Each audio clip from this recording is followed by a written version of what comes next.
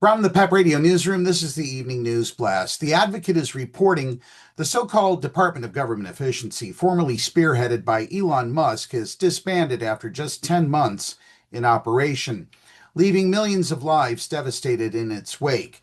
When asked about the status of DOGE earlier this month, White House Office of Personnel Management Director Scott Kupor told Reuters that doesn't exist. Musk initially claimed the agency would reduce federal spending by up to $2 trillion within its first year, but even DOGE's own calculations, the accuracy of which have been debated, claim it only saved $214 billion. While DOGE didn't accomplish what it set out to do, its impact is undeniable as hundreds of thousands of lives have been upended and hundreds of thousands more tragically lost. Here's everything DOGE did that affected the LGBTQ plus community at home and abroad. The Trump administration announced in August that it had fired about 300,000 federal workers, crediting the vast majority to DOGE.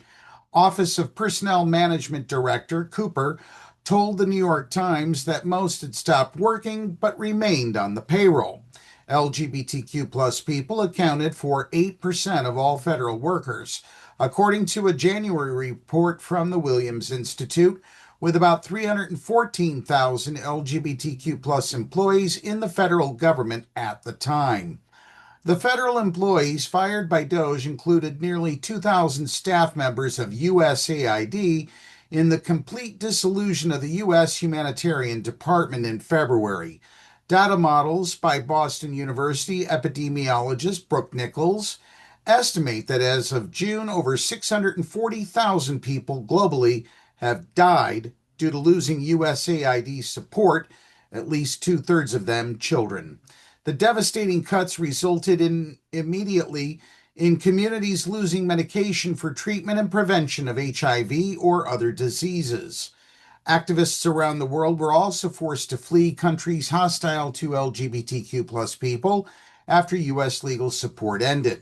A former administrator who worked directly with these programs told The Advocate at the time, under the condition of anonymity, that we had the entire regions losing access to life-saving medication because of a political decision made in Washington. We were funding shelters for people who were being targeted by their governments and families. We were supporting initiatives that provided HIV/AIDS medication to populations that couldn't get it otherwise. And we were helping LGBTQ plus activists engage in policy work to change oppressive laws, they said. All of that was halted almost immediately. Senate Republicans later agreed in July to exempt $400 million for PEPFAR from the rescissions package, which formalized the spending cuts made by DOGE, the President's Emergency Program for AIDS Relief. A program that fights HIV and AIDS globally receives $7.5 billion annually and is the main source of drugs for HIV prevention and treatment in 54 countries.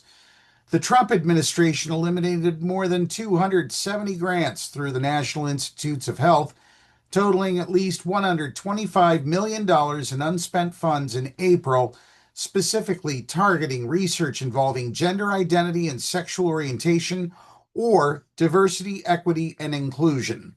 This included cutting programs at the Centers for Disease Control and Prevention surveying the HIV epidemic, and a specialized testing lab for drug resistance among sexually transmitted infections, including syphilis, gonorrhea, and chlamydia. It also eliminated $70 million in funds for the Adolescent Medicine Trials Network dedicated to HIV treatment and prevention among teens and young adults. Other grants cut by DOGE included $50,000 for assessing sexual health among LGBTQ plus Latin youth in a rural community, $379,000 from the Department of Agriculture to educate transgender and BIPOC farmers in San Francisco, $620,000 for a pregnancy prevention program focused on transgender boys, $699,000 for research on cannabis use disorder among sexual minorities and gender diverse individuals, $740,000 for research into social networks among Black and Latino LGBTQ plus men in New Jersey, and $7.4 million for studies exploring the effect of the antibiotic doxycycline, a common STI treatment, on drug-resistant bacteria. The American Public Health Association sued the NIH over canceled grants shortly after they were announced, and the lawsuit obtained by NBC accused DOGE of spearheading the cancellations and drafting notices, citing in one case metadata associated with at least one such notice shows it was authored by Joshua A. Hanley, an attorney named Joshua A. Hanley, a 2021 law school graduate, happens to work at DOGE. That's the news blast for this hour. Up next, we have the Meadville area weather forecast here on PEP Radio.